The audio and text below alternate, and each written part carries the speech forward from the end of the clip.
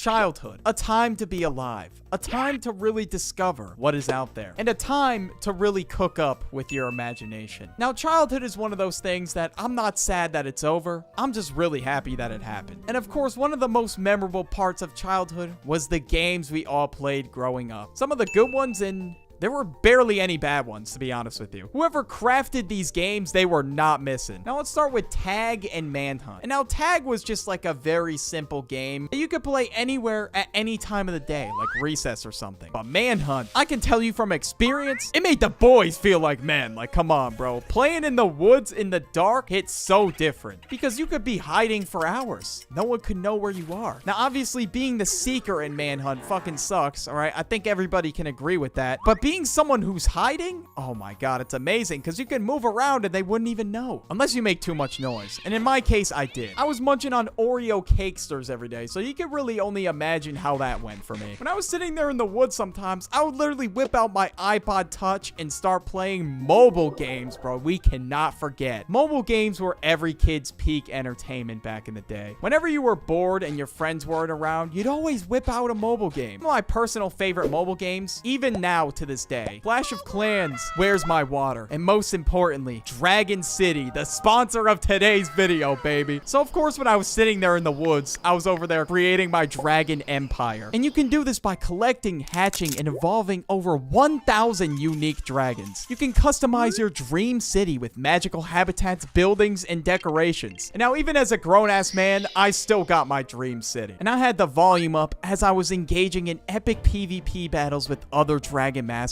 to prove your dragon strength and dominate the leaderboard. And maybe I'm not on the leaderboards yet, but I'll get there, bro, I swear. And unleash your dragon's powerful skills to conquer challenging quests like the Wizard's Hollow. Join a vibrant community of players and collaborate in alliances to unlock exclusive rewards. Dragon City has a bunch of installs. 450 million. That's a lot of installs. Embark on an adventure filled with enchanting quests, ancient legends, and mythical creatures by downloading Dragon City today, baby, by clicking the link in the description or scanning the QR code on screen. Get a special bundle with 15,000 food, 30,000 gold, and the epic OV Dragon to get you started. Thanks to Dragon City for sponsoring today's video. But yeah, I would play mobile games pretty frequently, and it was a prime source of entertainment for me. Now, speaking of Manhunt, this was pretty much Manhunt, but inside. Hide and seek. Hide and seek inside hits so different. I mean, I don't know why every time, bro, I always wanted to play inside. It didn't matter. It's just much better, and a lot of the spots were just a lot more creative. Like, what are you gonna do outside? Just hide in a bush? Like, there weren't really many places for me to hide without being extremely obvious. There would always be that one kid that would just cap about the number he counted to. Or either that, or you got that kid that would count really fast. Like, you got him sounding like he's going through a fucking seizure at 10 years old.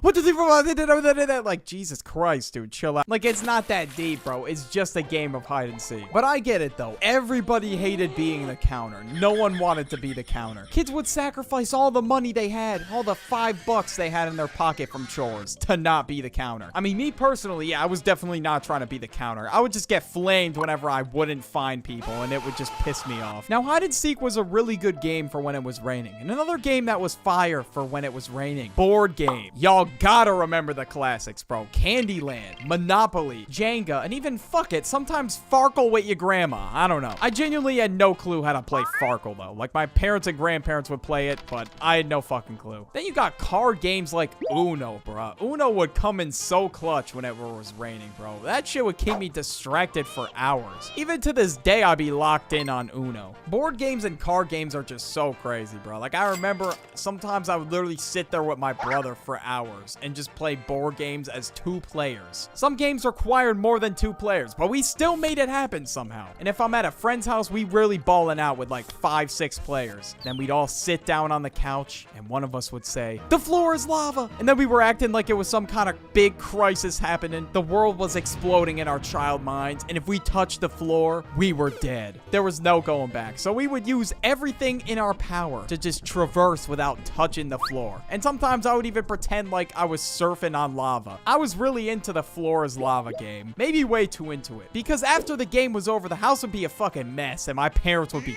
pissed. Birdie, what the fuck? Would you let a bear loose in here? No. It was crazy how much I was acting like the world was on fire or some shit. Now, speaking of acting, have y'all ever played charades? I don't know if this one was just me. I remember I had a babysitter when I was in the 3rd grade, and she taught me how to play charade. My imagination was blown away. I was just so just amazed at the fact that you could be anything. You could be anything that you put your mind to. I could spawn in as a penguin. Yeah, but I'm so dead serious. I genuinely said I was going to be a penguin when I grew up. I could not tell you my intelligence level. I don't know how the fuck I got into college. Honestly, bro, I don't even know. And some people sucked at it so goddamn bad, it made it impossible for me to take a wild guess who they were trying to imitate. This kid would do some weird ass fucking dance. Then everybody's looking at him like, what the hell is he even doing? And then he says, oh, it was so obvious. I was Usher, guys. You're literally just flailing your arms around like a fucking idiot. How the hell are we supposed to know? Duck, Duck, Goose. A very iconic game. I've been a Duck, Duck, Goose champion since I hopped out the womb, bro. I was grinding Duck, Duck, Goose at 3 years old, bro. This is the first game that I learned growing up. The first time I ever played it, I played it in my preschool class. And let me tell you, bro, I cooked. I was an absolute unit. And sometimes on field day or at recess, we were running the biggest games of Duck, Duck, Goose known to man. We had the whole gang in the circle. Anyway, speaking of gang, check out my new brand, Bird Gang. And join the gang by dropping a follow on the Bird Gang Instagram. If you want to cop a piece, go to birdgang.shop. Look at these quality designs. Who doesn't want that? They're limited time, so get them now. But let's talk about some other recess games. Foursquare and Kickball. Now, I'm gonna be honest with you, I didn't really play Foursquare that much. I was a kickball demon, though. I'm gonna be real. No, I wasn't, bro. I was fucking trash, bro.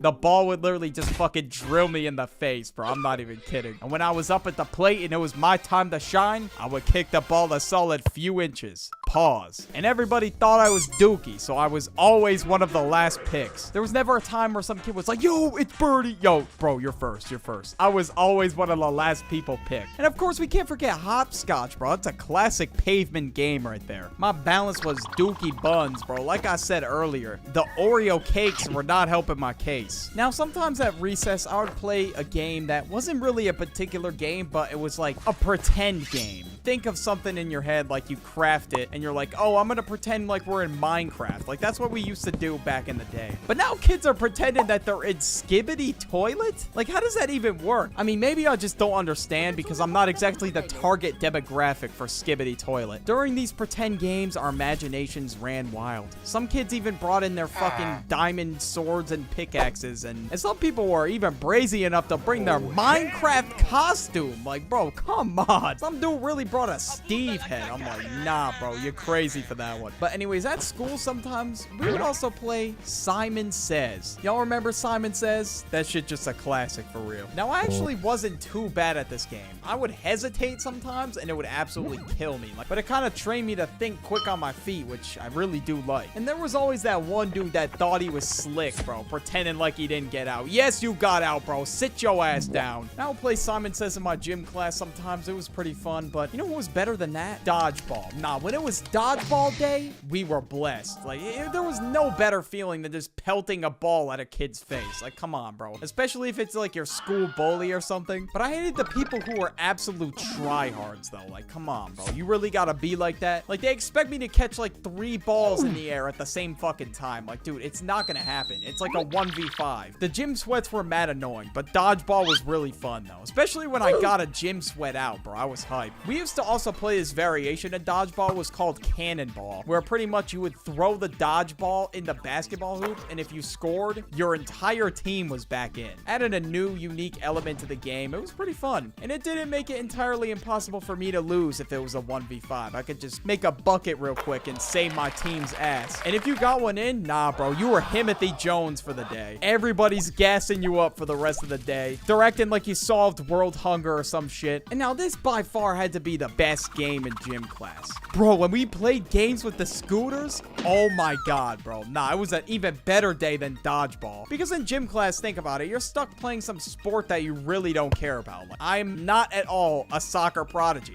I'm fucking getting nagged every second of the day. But if I get to play a game with the gym scooters, nah, bro, it's over. And with these scooters, we would do team races. It was pretty cool. Who doesn't love whipping around on one of them Johns? I'm sure as hell I do. And to be honest with you, I'd even do do it as a 20-year-old, bro. And then for the rest of the class, we get to fuck around with the scooters. Nah, those were the times, man. You spin your friend around until he's seeing stars and just launch him to the other side of the gym. Nah, bro, I miss the scooters. I might have to buy one on Amazon and do some stupid shit with it. And now I saved the worst games for last, all right? Those were all the good games. But here are the ones that just absolutely suck. I'm sorry, I know this might be a hot take. I hated the Cheese Touch game. Like, I genuinely experienced some kind of anxiety when I got the Cheese Touch because I thought, like, I was going to be ostracized by my peers forever. I thought my reputation as a first grader was up. And now seeing me getting treated like that, I was like, dude, I don't even know if I want to give it to anybody else, but I'm like, fuck it, man. I gotta do it because, you know what? I feel bad, but